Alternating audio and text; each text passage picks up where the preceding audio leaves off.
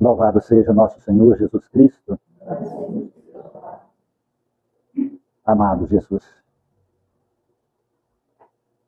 tu dissestes, vinde a mim, todos vós que estáis cansados e sobrecarregados, e eu vos aliviarei. Fizestes um convite a todos aqueles que necessitam, mas reconhecem que são necessitados. E em outra época, olhastes para a multidão e dissestes, vem e segue-me, convidando assim aqueles que já estavam cansados de caminhar por estradas diversas e se encontravam perdidos. Chamastes para segui-lo, pois tu é o caminho, a verdade e a vida. E hoje, Senhor, aqui nós nos encontramos em busca de Ti. Pois sentimos na alma que estamos perdidos. Perdidos nos pensamentos, nos sentimentos. Perdidos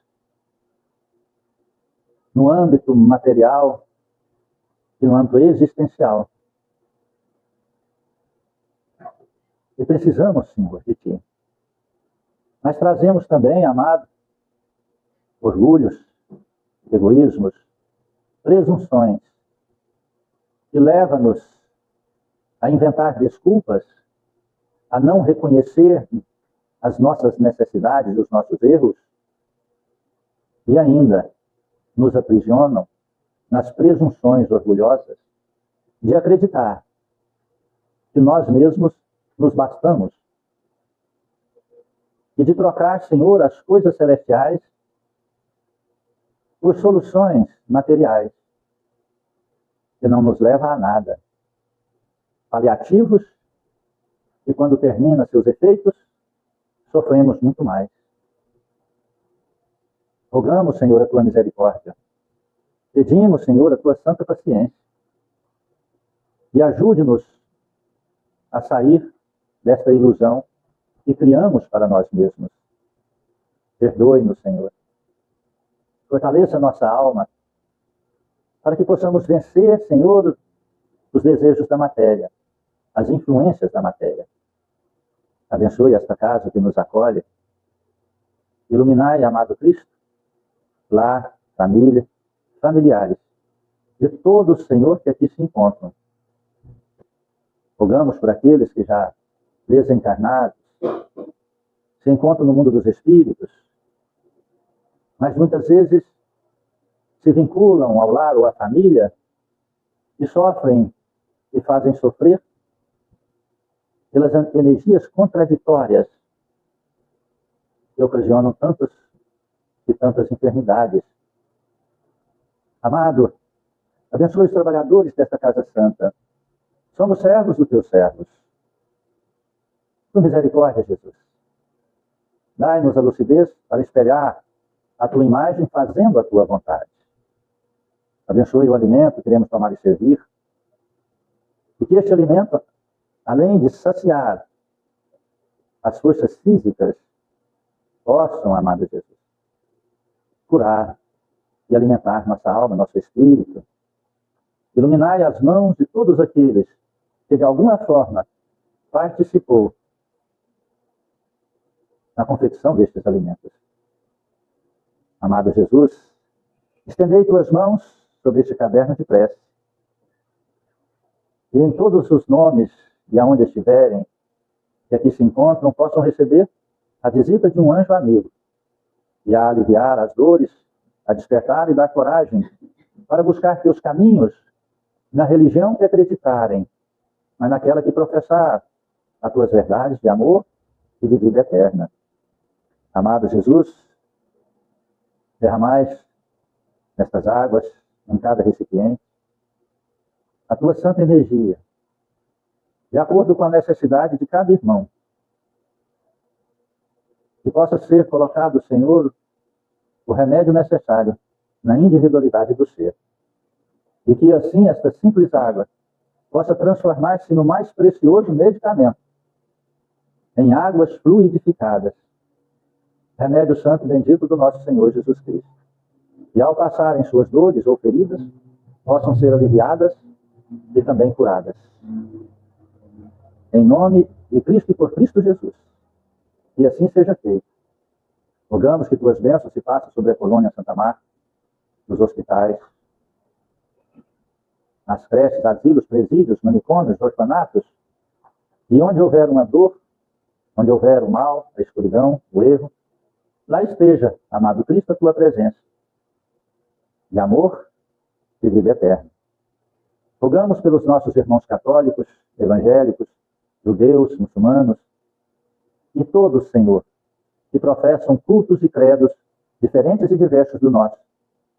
Que a tua luz possa iluminar a cada um, Senhor, e que possamos compreender que somos todos irmãos. E sobre a prática da caridade, no auxílio mútuo, fraterno entre nós, possamos construir a fraternidade universal do amor como uma grande família espiritual que somos. Filhos do mesmo Pai, irmãos em Cristo Jesus. Abençoe o nosso país, Senhor. Esta nação que é a pátria do Evangelho, coração do mundo, que passa, Senhor, por convulsões sociais, inversões de valores e verdades. Não permita, Senhor, que as trevas possam tomar conta e comandar os destinos e os rumos desta nação, Senhor. Ilumine os governantes sérios, éticos, honrados, decentes, honestos, para que tenham coragem e ferramentas para proteger esta nação e bloquear o poder da maldade que a cada dia toma espaço, ocasionando dor e sofrimento à nossa sociedade. Rogamos que tuas bênçãos se façam sobre toda a humanidade, amado Jesus. Principalmente os países que fomentam a guerra, o mal, o derramamento de sangue. Derrame, Senhor, tuas bênçãos e acalme os corações dos governantes. Que a paz há de reinar em todo o orbe terrestre e no coração de cada criatura encarnada ou desencarnada. Que Deus seja louvado e que assim seja. Boa noite, irmãos queridos. Boa noite. Sejam muito bem-vindos em nossa singela casa de amor, Centro Espírita Recanto da Paz. Hoje, poderíamos dizer, todas as reuniões são importantíssimas, mas hoje essa reunião tem um caráter assim, um pouco mais especial, pois é a última do ano. É a última do ano de 2025. E isso traz para nós grandes reflexões. Primeiro, olhamos para trás. O que fizemos em 2025? Sobre o aspecto espiritual. Não quero falar aqui das coisas materiais. Sobre a questão espiritual. Como está a sua vida espiritual? Como está a sua relação entre você e Deus? Criatura, Criador. Como está? Ela está na forma de sua opinião ou na forma necessária para seu espírito eterno? Ela está na dependência de um dogma religioso? Ou ela está ali na questão stand-by, tranquilo, sereno, a hora que dá, no saco da desculpa que nunca esvazia? Pois, eu quero dar um alerta. Hoje é a Alexandra que vai falar para nós sobre a nova era. Eu quero dar aqui um alerta. Em momento nenhum eu sou pessimista. Então não creia ou não interprete essas minhas narrativas como pessimismo, porque, olha, eu não tenho nenhuma vírgula de pessimismo e nenhuma partícula de baixa estima. Então isso não entra no meu vocabulário. Não entra no meu vocabulário, não deu certo porque Deus não quis. Essa frase para mim não existe. Não deu certo porque eu não tentei mais, porque eu não insisti mais. Esses dias eu estava vendo um rapaz cientista, que ele tentou 5.227 vezes uma tentativa de um experimento científico. Só nas 5.228 vezes que deu certo. Mas deu certo. Foi porque Deus quis? Não. Foi porque Ele insistiu. Porque nós temos que entender o que Deus quer e o que Deus permite. O que Deus permite está dentro do nosso livre-arbítrio. O que Deus quer, não existe livre-arbítrio nenhum que possa modificar. São as leis naturais de Deus. É por isso que Deus nos dá uma condição extraordinária. Né? É por isso que Deus nos dá aqui na Terra 117 elementos químicos. Ele não deu só um. Muitas pessoas, então, ficam só no elemento químico, só na mistura de alguns elementos químicos, que é o H2O. Né? Ele passa a vida inteira só sobrevivendo no H2O, bebendo água. Outros passam só num elemento químico, o oxigênio. Passa a vida só respirando. Agora não, você tem 117 elementos químicos, você pode fazer qualquer coisa dentro desses 117 elementos químicos. Está compreendendo aí? Deus nos deu a Terra com 8,5 milhões de quilômetros quadrados. Aí você diz, Deus quer que eu fique aqui. Não, você que quer ficar aqui. Ele não colocou nenhuma barreira, nenhuma fronteira, nenhuma cadeia, nenhum muro ao seu redor. Compreende isso? Muitas vezes as pessoas ficam aguardando milagres para as suas vidas. Vou te dar uma triste notícia. Não vai ter milagre na sua vida. Agora, você pode fazer milagre na sua vida. É diferente. Compreendeu? Agora, para mais uma notícia muito, talvez seja triste para você, mas para mim ela é extraordinária. Quando Jesus Cristo veio, ele disse assim que ele não veio trazer a paz, mas a espada. Ele não veio trazer a união, mas a divisão. E ele, depois com a tua presença, falou que a terra ia pegar fogo, e ele estava com vontade e pressa que esse fogo se acendesse. Eu faço acender as minhas palavras também. E nós sabemos que a terra começou a pegar fogo. Mas não é o fogo que nós estamos vendo, pensando aí no campo das épocas da seca, principalmente em nosso país. As queimadas. Não, não é essa queimada. São o fogo sobre vossas cabeças. Quantas vezes você... Eu vou dizer, olha só, nessa semana, que hoje é o terceiro dia dela, né? Domingo, segunda e terça. Quantas vezes você esquentou sua cabeça como se estivesse pegando fogo? Sem saber de onde vem, sem saber como vem, nem saber por quê.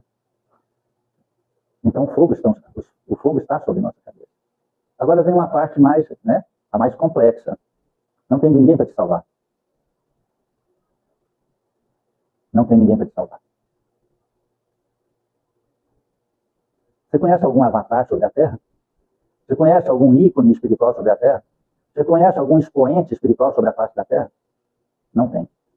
Tem representantes de algumas de líderes religiosas. Você conhece algum? Me apresenta que eu vou lá. Conhece algum lugar que está fazendo milagres extraordinários? Não tem. Você sabe por que isso? Porque agora é a hora que o filho cresceu. O filho cresceu, ele não pode mais pedir aos pais que resolvam seus problemas. Quando o filho está ali acamado, o filho está doente, os pais pegam ele no colo, levam ele ao médico, fala por ele, explica para o médico não conversa nada com o filho, conversa com o pai e com a mãe. O médico faz os diagnósticos, o pai pega no colo, leva lá, toma as devidas medicações, e muitas vezes o pai não permite nem aplicar injeções no filho, fala não, ele não pode aplicar injeção, ele tem que tomar líquido, porque ele é muito sensível, então o pai ali não deixa nenhum filho sofrer ou sentir alguma dor. Então nós estávamos assim, mas o filho cresce. O filho cria a sua própria independência, auto-independência. E quando chega nesse estágio, aí quem é que tem que resolver? O filho. O filho tem que resolver seus problemas. O filho tem que solucionar. Ele pode ir ao pai e dizer isso para aqueles filhos que são inteligentes. Pai, eu estou pensando em fazer isso. Olha, filho, você pode até fazer, mas vai por outras vias. Isso eu estou falando do teu pai físico e do teu pai espiritual. Porque ele vai buscar um conselho de sabedoria para ele fazer, para que ele erre menos ou para que ele não erre, para que ele diminua os erros. Então nós estamos nessa condição de filhos, e aqueles que são inteligentes, me perdoem, eles buscam conselhos para aqueles que têm sabedoria. O que é a sabedoria? Conhecimento adquirido. Inteligência, capacidade de aprender Está compreendendo a diferença? Então, hoje o mundo está cheio de pessoas que têm uma capacidade de aprender e poucos que têm sabedoria. A problemática é que, dentro das igrejas e das religiões, de todas as denominações, está cheio de pessoas inteligentes. E nós estamos vendo, quando me pego a dar uma olhada nos acontecimentos mundiais, nós estamos vendo que colocam criancinhas a pregar, e a ensinar, e a decretar a forma que as pessoas dos fiéis têm que agir. Todo mundo acha lindo, interessante, e compreende que pensa que uma criança tem a pureza. Então, tudo que ela fala é verdade. Só que aquela criança tem uma capacidade intelectual avantajada, mas ela não tem sabedoria nenhuma. Compreende isso? Não tem nenhuma sabedoria.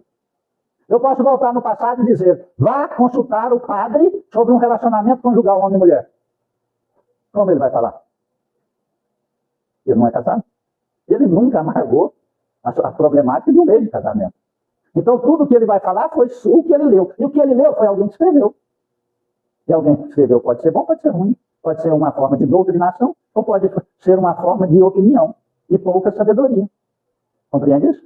Então, chegou o momento, onde eu quero dizer, para passar para o nosso querido Alexandre, que chegou o momento de você salvar a sua vida. É a nova era. Você tem que buscar a opinião, aliás, o conselho de Deus e das casas, dos líderes religiosos, que estão vivendo sobre o aspecto da verdadeira religiosidade. Não sob opinião. Compreende isso? Não sob opinião. Não sob dogmas. Não sob carnês. Não sob números.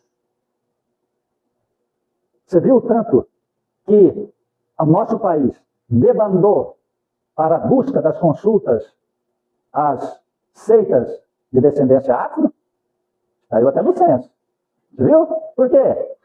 Porque as pessoas estão querendo transferência de responsabilidade. Transferência, sem olhar para si. E buscam entidades. Eu gostaria que uma pessoa que bebesse procurasse num terreiro um auxílio espiritual para parar de beber. E a entidade com uma garrafa de marapa e ensinar para ele como que para de beber. Hã? Entendeu aí? Eu gostaria de ver o cara que fuma buscar num terreiro uma consulta com a entidade, ela com um charuto dessa grossura, para que ela pudesse receber um conselho como parar de fumar. Eu gostaria de entender de uma mulher que tem desequilíbrio sexual, buscasse a entidade que no terreiro se titula aquelas entidades sensualizadas, para ajudá-la a ser uma dona de casa, mulher de família, uma mãe de respeito. Compreende isso? Então, o que eu estou dizendo é que nós temos que buscar a sabedoria em Deus e nos templos sérios, aonde tem dirigentes sérios. Aí sim, nós conseguiremos as forças para caminhar em busca de Deus e vencendo as nossas próprias fragilidades. Não há milagre. Agora é a hora de você com Deus, criatura criadora. Amém? Vai lá, minha amiga. Boa noite, irmãos. Eu já disse tudo, né? Ele já fez uma introdução muito perfeita do que nós precisamos, então, buscar, né? Aproveitar, né, este ano que se inicia. E se daqui nós nos encontramos, eu acredito que todos nós, então, estamos em busca dessa melhoria, dessa transformação. Que essa noite seja um despertar em nossas almas, que as energias de Jesus emanadas sobre nós nesse instante nos fortaleça a buscar realmente essa tão necessária transformação de nós para conosco mesmo, principalmente para com Deus. De alcançarmos essa maturidade espiritual que nós estamos empurrando há vários anos. E que agora, essa nova era que nós nos encontramos, é o despertar realmente das nossas almas. E que se assim nós quisermos, se realmente quisermos, teremos a força necessária para seguir adiante. Para isso, nós precisamos, primeiramente, modificar alguns hábitos, costumes, que só nos prejudicam. E por muitas vezes nós não mudamos porque nós estamos acomodados. Estamos acostumados a sofrer. Ele fez isso comigo, já estou acostumado. Não, deixa. Ora, paz. Mudar costumes e hábitos também é afastar daqueles que são tóxicos em nossas vidas. Porque não adianta a gente querer mudar, querendo mudar o outro, a gente não consegue. Agora, mudando a nós mesmos, tendo o exemplo como forma de transformação, aí sim.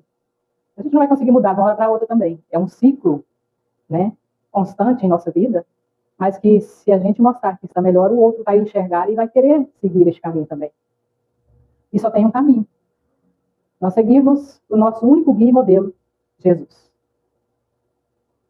Só que quando nós vemos, né, enxergamos a humanidade como está, nós ficamos um pouco desanimados. Porque toda a humanidade ela está numa complicação, a moral não existe no nosso planeta. As pessoas estão com dificuldades morais. São noticiários, redes sociais que a gente acessa e vê, crises de saúde mental para todo lugar, crises com guerras, crises em geral. Mas a lição de hoje, que é a nova era, ela vem nos dar uma nova perspectiva de vida. Porque essa nova era, ela não iniciou agora, iniciou lá em Moisés. E vem trazendo, durante todo esse período, mais de 3.100 anos, com a chegada do Espiritismo cristão, é que está tendo essa modificação e a espiritualização do ser. Concluímos, então, que desde Moisés aconteceram novas eras. Na época de Moisés, então, foi a nova era da crença do Deus único e trazendo para nós as leis divinas que antes não existiam, através dos 10 mandamentos. Logo depois, com a chegada da segunda revelação, Jesus, veio a era da sabedoria, do sentimento. E agora, com o Espiritismo cristão, desde a sua codificação por Kardec, é a era da evolução espiritual.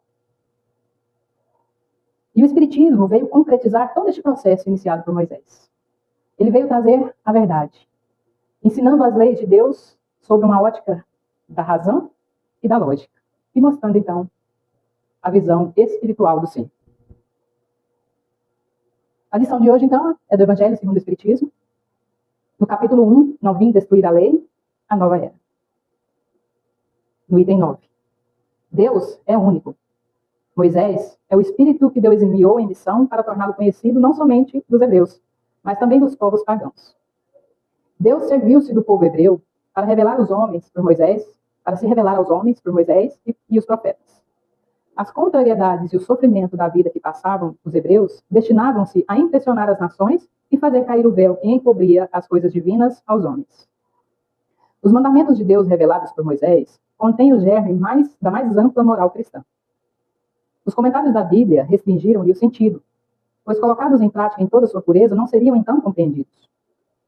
Mas os 10 mandamentos de Deus nem por isso deixaram de ser o brilhante frontispício da obra, como o farol que deveria iluminar a humanidade e no caminho a percorrer. Moisés foi um grande médium e líder. E, através de Deus, trouxe a base das leis divinas. Lógico que na época foi adaptada aos povos daquela época que ainda eram primitivos espiritualmente, não entenderiam a questão espiritual. Mas Moisés abriu o caminho para que no futuro nós pudéssemos então entender a vida espiritual profundamente. Moisés foi o primeiro revelador das leis divinas e um grande legislador, porque ele libertou o povo hebreu não só da escravização física, mas principalmente espiritual. Eles vinham com resquícios, costumes das religiões hebraicas. E para que isso acontecesse, Moisés teve que, então, impor algumas leis que eram mais externas do que espirituais, para que isso pudesse, então, acontecer. A sua missão, então, foi preparar o campo, né? E nós, lá naquela época, nós estávamos lá, para que um dia nós aqui chegássemos e entendêssemos espiritualmente o que Deus quer de nós. Então, este processo das revelações, desde Moisés, Jesus e o Espiritismo cristão, teve uma progressão, e uma sempre ligada à outra, e Jesus como o elo principal dessas duas revelações. Nós podemos, então, concluir que, na época de Moisés, a nova era que lá aconteceu, foi uma era, porque estávamos ainda na infância espiritual, né? foi a era da disciplina. Era necessário impor regras, tanto é que no decálogo sagrado, dos 10 mandamentos, 7 deles iniciam com a palavra não. Então eles precisavam do não farás, e além do temor a Deus. Diferentemente daquela época, né, nós entendemos o decálogo sagrado, mas muitos de nós na humanidade não tememos mais a Deus. E é por isso que a gente vê tanta dificuldade na humanidade. O distanciamento das verdades, o distanciamento de Deus faz com que tudo torne-se mais difícil, porque nós materializamos o que é espiritual. Nós somos seres espirituais que estamos na matéria por um período. Aqui nós viemos para passar por um processo evolutivo. E precisamos sempre, então, buscar essa transformação. A moral, isso é, o conjunto de regras de conduta, os costumes, bem como os princípios espirituais ensinados por Moisés, eram apropriados ao estado de adiantamento em que se encontravam os povos chamados à regeneração. Esses povos semi-selvagens, quanto ao aperfeiçoamento de sua alma, não compreendiam que podiam adorar a Deus a não ser por sacrifícios sangrentos, e muito menos que fosse preciso perdoar aos inimigos. Sua inteligência era notável sob o ponto de vista material das artes e das ciências, porém muito atrasada em moralidade, e não entenderiam uma religião que fosse inteiramente espiritual.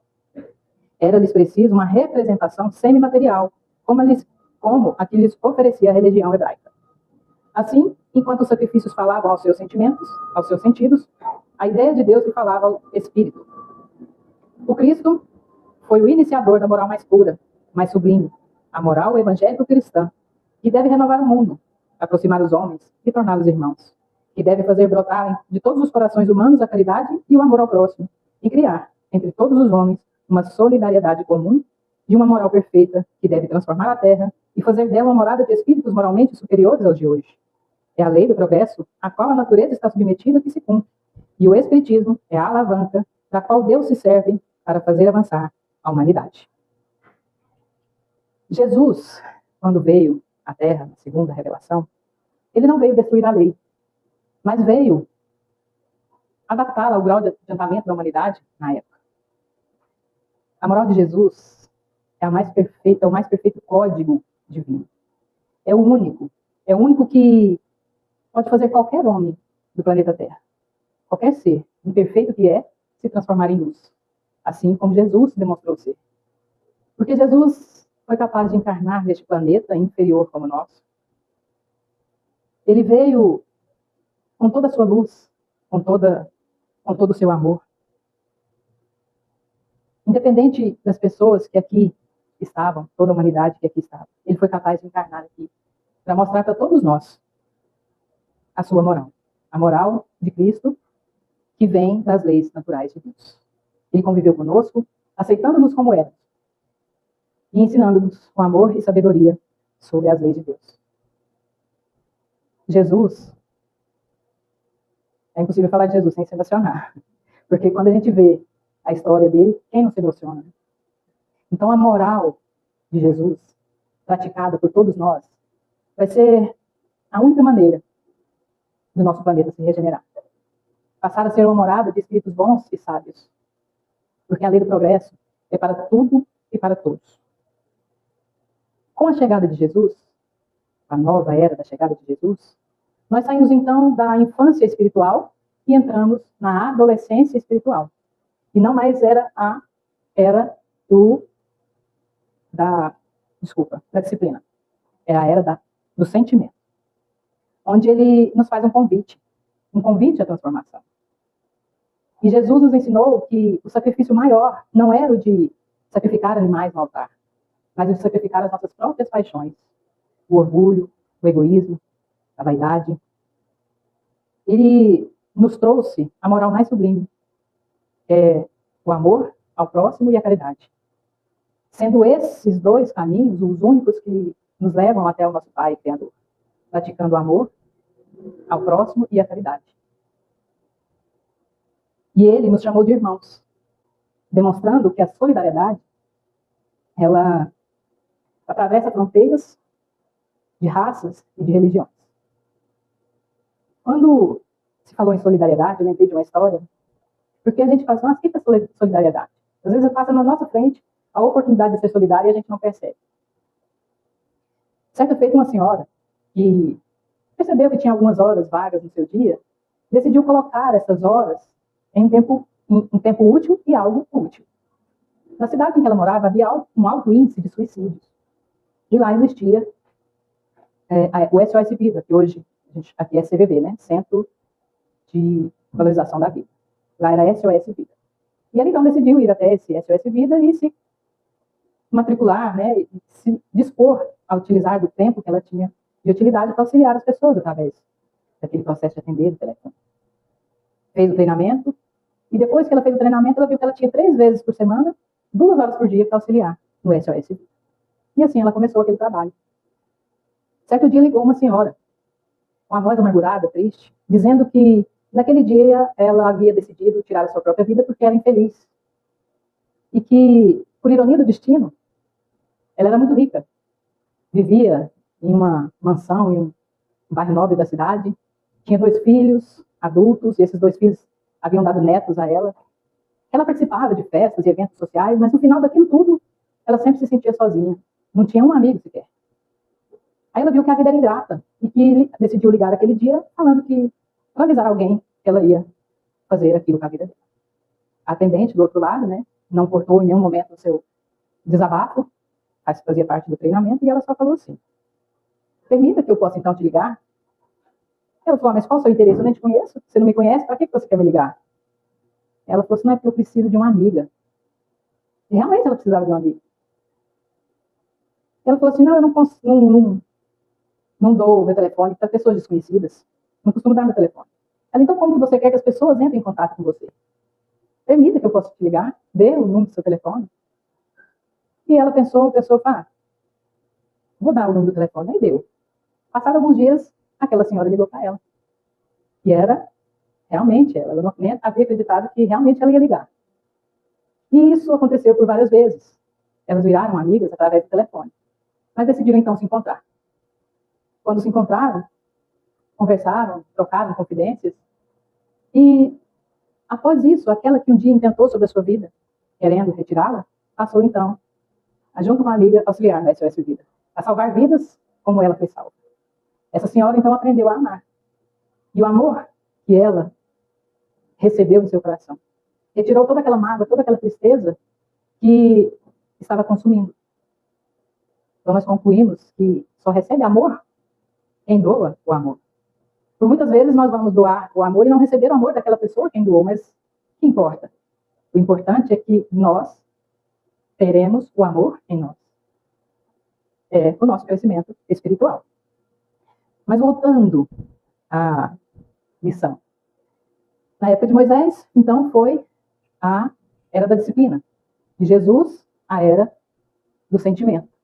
E chega a terceira revelação, o Espiritismo cristão, com a era da razão. O Espiritismo cristão, ele não veio como uma nova verdade. Ele veio nos apresentar as verdades de Jesus Cristo de uma forma que a nossa razão aceite. Esse é o Espiritismo cristão. E no texto fala que o Espiritismo é uma alavanca. A alavanca, ela não cria força. A alavanca, ela multiplica a força. Então, o Espiritismo cristão, ele veio para multiplicar em nós a prática do amor de Jesus, na nossa vida diária. Através da razão.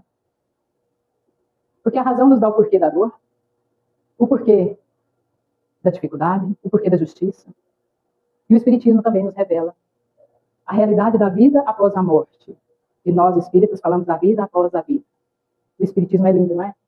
Ele abre todas as portas do conhecimento, do entendimento, para coisas que, por muitas vezes, nós nos questionamos, mas não procuramos, nunca procuramos assim uma resposta. Ficamos no comodismo, né? Ficamos no marasmo da vida, deixando ser empurrados pelo sistema, vamos dizer assim, né? São chegados os tempos em que as ideias morais devem se desenvolver para que se realize o progresso que está na vontade de Deus. Muitas vezes as pessoas que escutam essa frase, são chegados os tempos, elas sentem medo, porque estão materializadas. Então acham que é o fim do mundo, são catástrofes, né? O fogo físico, não o fogo espiritual. Mas para o Espiritismo, esses são chegados os momentos é um anúncio à maturidade espiritual. É a nossa saída da adolescência espiritual para a maturidade espiritual. E assim, seguirmos o roteiro traçado lá por Moisés e chegarmos à nossa evolução. Elas devem seguir o mesmo caminho das ideias de liberdade. Elas devem seguir o mesmo caminho que as ideias de liberdade percorreram, como suas antecessoras.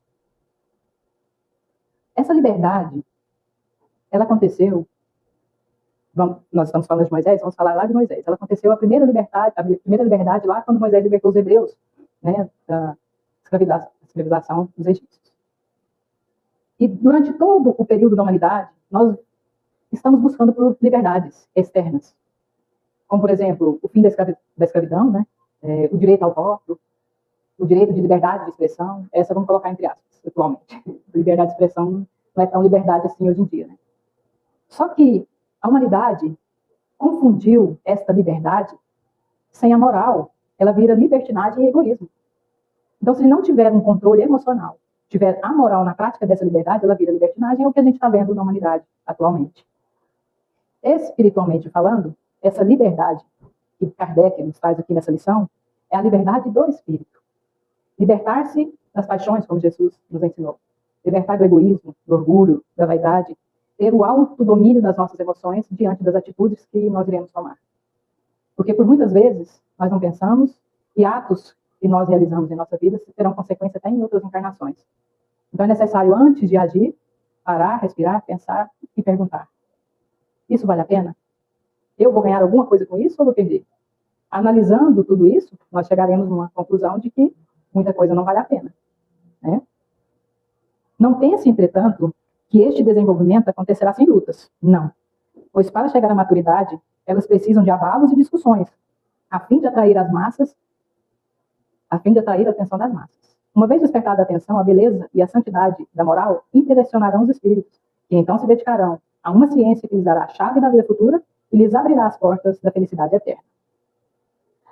Por que abalos e discussões? Por que a Terra tem que ter abalos e discussões? Aqui no início, iniciou com abalos, né, da libertação, lá do que Jesus disse: as contrariedades e o sofrimento da vida para as pessoas que passavam os hebreus destinados a impressionar as nações para cair o véu e encobrir as coisas divinas dos homens. Necessitamos de abalos, de crises, para nós sairmos da nossa zona de conforto. Porque se tudo fosse calmo no mundo, nós continuaríamos no processo materialista do piloto automático.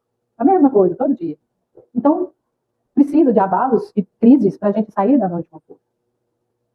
Um exemplo é, todos que chegam numa casa espírita como última oportunidade, última porta a ser batida, chega pelo amor ou pela dor? Depois de muitas crises que acontecem em nossa vida, familiar, crise no trabalho, qualquer crise que seja, depois de bater em várias portas e não encontrar a resposta, o espiritismo cristão é a última porta, é a única que dá todas as respostas. E o caminho que deve ser do individual do ser para buscar a transformação e o milagre que tanto esperam. No final da lição, diz assim: Moisés começou, Jesus continuou, e o Espiritismo concretizará a obra. E eu concluo com a seguinte frase: Moisés nos deu o mapa, Jesus nos deu o caminho, e o Espiritismo é a bússola que sempre irá nos retirar da escuridão da ignorância. Não há outro caminho. Então é chegado os tempos que nós busquemos a nossa luz. Transformemos a nossa alma em luz. Não materializando, mas sim espiritualizando-se. E para finalizar, eu trago uma historinha que conta essa questão realmente de materialização, que a gente tem esse costume de materializar tudo, inclusive sentimentos e emoções. Certa feita, um senhor chamado Ananias trabalhou por 40 anos numa fábrica de luminárias. Ele era especialista, ele entendia desde uma vela de cera até o mais potente refletor de cristal. Ele dava cursos, mostrava para as pessoas sobre iluminação e como elas deveriam sair da escuridão. Na cidade onde ele morava, ele era chamado de mestre das luzes. Ele, confiante que ao desencarnar seria recebido no plano celestial como ser iluminado, pensava: eu vivi entre as luzes, então eu serei recebido como ser iluminado.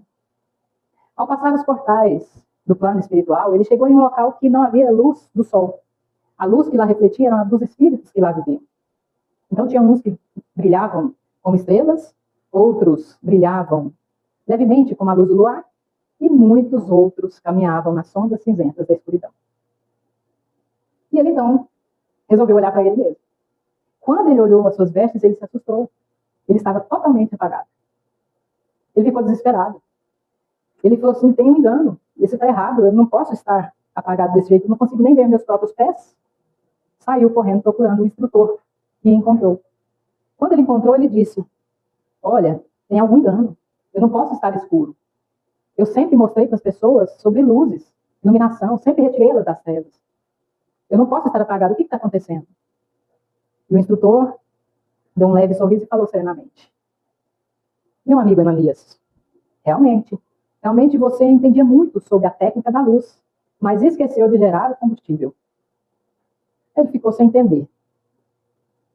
Aí ele, mas não entendi, que combustível? Ele falou, não, é porque na Terra você vendia lâmpadas que utilizavam de energia externa. Mas aqui, a luz da alma, ela vem do amor em movimento. Continuou não entendendo. Ele só baixou a cabeça, triste, e de repente ele sentiu uma luz chegar até ele. Uma luz intensa e quente que aquecia seu coração. Quando ele ergueu a cabeça, ele percebeu que era a Dona Maria, uma faxineira que também trabalhava na fábrica de luminárias e que havia desencarnado um tempo antes dele. Ele ficou entristecido e impressionado com aquela. Por que ela brilhava tanto e ele nada? Né? E quando ela chegou, ele disse, Dona Maria, me explica uma coisa. A senhora não entende nada de energia elétrica e nem de fabricação de lâmpadas? Como que a senhora pode brilhar tanto? E ela, humildemente, disse, realmente, senhor Ananias, eu não entendo nada daquelas palavras bonitas que o senhor falava, mas eu fazia o seguinte. Quando eu via alguém triste, eu tentava dar um sorriso. Quando eu tinha um pão sobrando, eu dividia. E quando alguém me magoava, eu pedia a Deus para que aquela mágoa não ficasse no meu coração. Então, a cada dia, senhor Ananias, eu fazia um pouco, mas um pouco que era útil para a minha vida. Nessa hora, o instrutor, então, ficou alegre, né, com a explicação da Dona Maria e aproveitou e disse, compreende agora, Ananias? Você agora vê e entende o que quer dizer essa luz? Você realmente viveu entre luzes, mas não gerou o combustível. A Dona Maria, com o pouco que ela fez, ela foi adquirindo óleo para acender o pavio da sua alma. Então, senhor Ananias, a luz do Espírito não vem daquilo que nós sabemos, mas o que nós fazemos do que sabemos. Então, essa é a proposta de hoje, né, para que nós, no próximo ano, sejamos luzes de nós mesmos.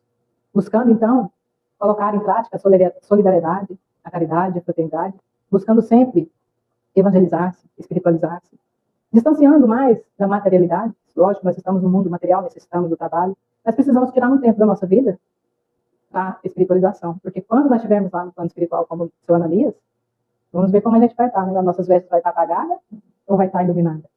Amém? Muito bem. A sopa está cheirando, vocês estão sentindo?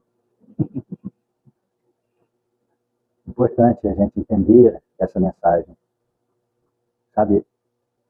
Você sabe qual é a maior dificuldade que eu, como coordenador e intermediário de Jesus Cristo, entre a dor e o amor, você sabe qual é a minha maior dificuldade? Eu não tenho dificuldade de comunicar com os espíritos trevosos. Na verdade, eu sinto eles quase todos os instantes, 24 horas por dia. Eu não tenho dificuldade de fazer oração. Eu não tenho dificuldade de meditar. Eu não tenho dificuldade de agariar forças, elementos energéticos para doar. Eu não tenho dificuldade nenhuma de chamar um benfeitor espiritual, que na grande maioria das vezes ele aproxima-se. Eu não tenho dificuldade de dar um passe, de impor a mão, de abraçar, de relevar ofensas, de perdoar. Perdoar eu não preciso nem falar perdoar, porque eu não guardo no meu coração. Então relevar ofensas seria eu não tenho dificuldades de nós mantermos esta casa espírita, com tantas adversidades, perseguições, intrigas, guerras mentais, veladas, ataques, sabe? Eu não tenho dificuldade de ver elementos sendo manipulados através de magias, feitiçarias, simpatias. Eu não tenho dificuldade de ver meu nome em determinadas lides religiosas, orando para que eu fale, adoeça, que eu fique doido, para que aquele líder religioso fale, ah lá, o espiritismo ocorre isso nas pessoas. Eu não tenho problemas de saúde, eu não tenho dificuldades nenhuma de trabalhar dia e noite nesta casa espírita, que é o principal motivo da minha existência. Eu não tenho dificuldade de aceitar opinião diversas, e onde eu vou, nos momentos mais inusitados da minha vida, eu não tenho dificuldade de fazer consultas espirituais disfarçadas, como em conversas simples, aconselhamentos ali sem pretensão, mas contando um caso, mostrando um problema e até comentando sobre um medicamento natural, né? Não tenho dificuldade nenhuma disso. Você sabe qual é a minha maior dificuldade? Convencer o paciente que ele precisa de ajuda. Convencer a criatura que ela está no caminho que vai levar ela a um profundo abismo dentro dela mesma. Convencer ela que o trabalho é necessário, mas não é primordial. E aquele que busca primeiramente o reino de Deus, tudo mais lhe é acrescentado. E que não adianta nada ele conquistar o mundo inteiro e perder a si mesmo, pois quando ele conquistar o mundo inteiro, ele perdendo a si mesmo, o mundo não é dele e nem ele se pertence. Eu tenho dificuldades de conseguir encontrar uma porta aberta dentro dos corações das pessoas que sofrem e que muitas vezes ficam aprisionados há momentos, horas, dias, querendo uma solução rápida em sua vida, mas não querendo fazer nenhuma modificação. Eu tenho dificuldade como um médico que fala para uma pessoa com cirrose hepática que ela não pode beber mais, mas que ela quer só o alívio da dor que ela está no estômago, e o médico tem que receitar um remédio para parar a dor no estômago, para que ela possa beber mais. Eu tenho dificuldade de fazer entender à criatura que o maior médico libertador é nosso Senhor Jesus Cristo. Que os medicamentos é um auxílio, é um paliativo, mas nada resolvem sem ter Jesus Cristo. E a medicina, ela é extraordinária, mas ela só vai até onde o homem consegue ir. E que, aonde o homem não vai, é só nosso Senhor Jesus Cristo que consegue. Essas são as dificuldades. Eu tenho dificuldades de fazer a criatura entender que ela precisa do Criador.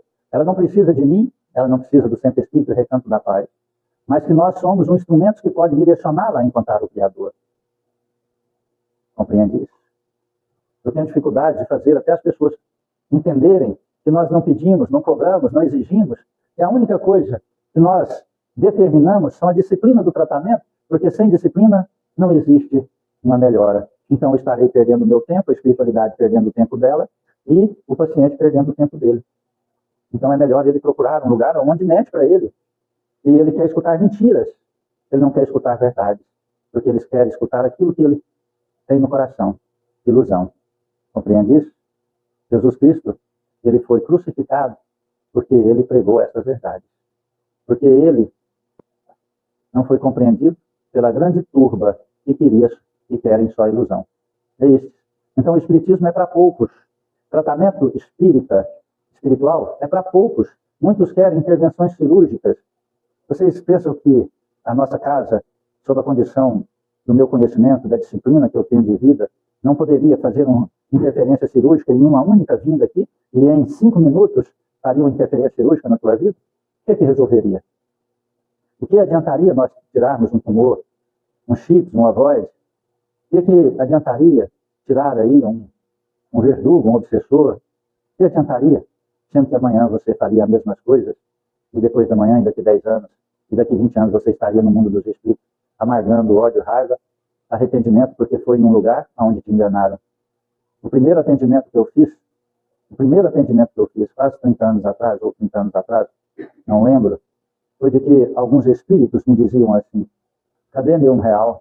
Devolve meu dinheiro, eu quero meu dinheiro de volta, porque eu doei, eu contribuí, eu dei dízimo, e agora estou nas trevas, quero meu dinheiro de volta. Compreende?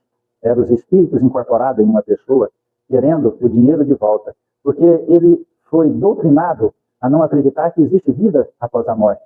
E morreu, e ele ainda estava aprisionado até no dinheiro que ele doou para a igreja. Mas ele pagava para escutar aquilo que ele queria escutar. Compreende isso? Então, nós estamos num momento delicado. É a nova era para aquele que quer viver a nova era. Entende? Nós somos um universo de 7 bilhões e tantos milhões de habitantes. Muitos os chamados, poucos os escolhidos. Dos poucos escolhidos, poucos se salvarão. Porque só estes que perseverarem até o fim é que encontrarão misericórdia diante do Senhor. Aqueles que trocam matéria, ilusão, por verdades espirituais, estes não encontrarão a nova era. Continuarão nas suas vidas de dor, sofrimento e paliativos, cada vez padecendo mais, até chegar o processo sagrado e divino do impulsionamento da transformação através das leis sagradas. Ou fica neste planeta, ou vai para planetas inferiores, até que ele queira transformar-se e fazer brilhar a sua própria luz.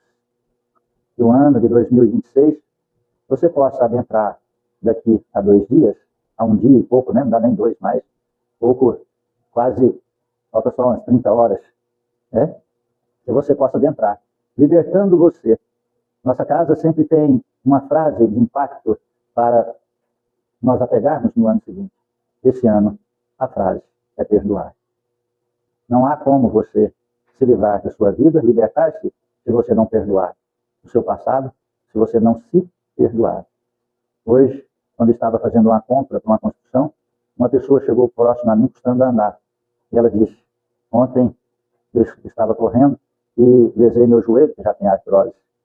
E eu disse, é muito necessário que você possa cuidar disso rápido, porque senão você vai se entrevar. E passei um remédio para alívio rápido e indiquei 3 ervas medicinais. Mas, atrás dessas ervas, eu disse, se você não perdoar, seu joelho não vai sarar. Compreende isso? Um dos problemas mais sérios de dor no joelho é a mágoa retida no coração. É o amor não trabalhado. Então, anotei os medicamentos, se vai tomar ou não vai, não sei. Mas ali ganhou uma consulta espiritual que pode libertá-la de uma cadeira de rodas. Cada um faz suas escolhas. Amém? Alguém quer dizer algo? Falar algo? Perguntar algo? Então vamos elevar nossos pensamentos a Jesus Cristo. E no haroldo da nossa alma, agradecer. Obrigado, Jesus. Obrigado, Senhor, por mais um ano de tantos aprendizados. Obrigado, Senhor, não pela alegria e felicidade das conquistas que tivemos, mas obrigado pelas dores. Porque elas, Senhor, nos movimentou a aproximar de Ti. Foram elas que convidaram-nos a orar. Foram elas que convidaram-nos a vigiar os nossos ímpetos egoísticos, orgulhosos. Foi a dor, Senhor, que diminuiu nosso orgulho. Foi a dor que fez, Senhor, que engolíssemos nosso egoísmo. Foi a dor, Senhor, que nos fez entrar numa casa espírita, sendo que muitas vezes nós éramos contrários ao espiritismo sem conhecê-lo. Foi a dor, Senhor, que fez-nos abrir Teu Evangelho. Obrigado, Senhor, pelas dificuldades, pelas dores. Ajude-nos, Senhor, a transformar. Ajude-nos a modificar, a vencer a nós mesmos, sem precisar da dor, para nos impulsionar no processo evolutivo. Que possamos crescer, Senhor, pelo amor, pela obediência de Teus ensinamentos, pela vivência, Senhor, na prática destes ensinamentos. Obrigado, Senhor, por esta casa espírita. Obrigado pela doutrina dos Espíritos. Obrigado, Senhor, por ter nos dado a condição de vir caminhando, andando ao Teu templo de luz. E em Tuas mãos, nossas vidas entregamos. Pai nosso que estais nos céus, santificado seja vosso santo nome. Venha a nós o vosso reino. Seja feita a Tua vontade, assim na terra como nos céus. O pão nosso de cada dia dai-nos hoje, Senhor. Perdoai as nossas ofensas, Ensina-nos a perdoar a quem nos tem ofendido. Não nos deixes entregues às tentações e liberte-nos, ó Senhor, da prática de todo mal. Cubra-nos com teu manto. Fique em nós, Jesus, hoje e sempre. Que Deus seja louvado e que assim seja. Agradeço a presença de todos. Peço perdão em meu nome, em nome de Alexandre, se alguma palavra que nós dissemos possa ter ofendido ou ferido seu coração. Nós não temos e nem queremos ter a razão e nem ser dono da verdade. O que nós vivenciamos, sem nenhuma sabedoria, é o Evangelho de Jesus. Somos aprendizes do Evangelho. Se viram nesta casa algo que distancie do Evangelho de Jesus, não culpem a doutrina dos Espíritos. A doutrina ela é pura. Os Espíritas são imperfeitos. Então a responsabilidade da imperfeição daquilo que distanciou do Evangelho de Jesus nesta casa é inteiramente da minha pessoa. Se assim ouviu, por misericórdia, participe-me para que eu possa ir corrigindo e aprendendo. É só dizer. Imediatamente nós passaremos a prece, meditação, para podermos enxergar se é a realidade, se é a verdade. E faremos as devidas modificações. O Espiritismo nunca fechou a porta e nunca escreveu o livro completo. Sempre ele deixa as últimas páginas em branco para o grandioso processo de crescimento, evolução e aprendizado da criatura encarnada e desencarnada. Que tenham um excelente final de ano e que seja repletos de reflexões retrospectivas, sem sofrimento, sem arrependimento, mas com determinações para as transformações devidas na sua vida. Modifiquem hábitos, adquirem novas opções e formas de existir. Não deixe que a opinião e nem a moda prevaleça na tua vida. Nós estamos vendo que a humanidade está caindo e falindo moralmente, apesar de que tem uma extraordinária dádiva intelectual. Mas se perdem, pois as dores e as enfermidades hoje são psicossomáticas. Compreende? Nascida na forma de pensar e vivida na forma de acreditar. Que Deus os abençoe, retorne ao lar repleto de paz, perdoe-nos pelos tempos que roubamos da sua vida, mas acreditem, 1 minuto dentro de uma casa espírita é um século que pode salvar a sua existência. Em nome de Cristo. Fiquem em paz.